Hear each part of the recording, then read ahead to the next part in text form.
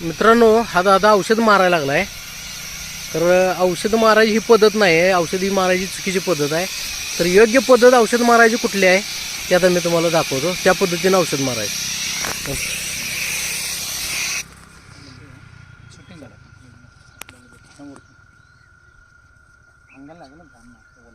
तर औषध मारायची पद्धत कशी आहे की असं इकडं मारायचं नाही, तर मी आता दाखवतो.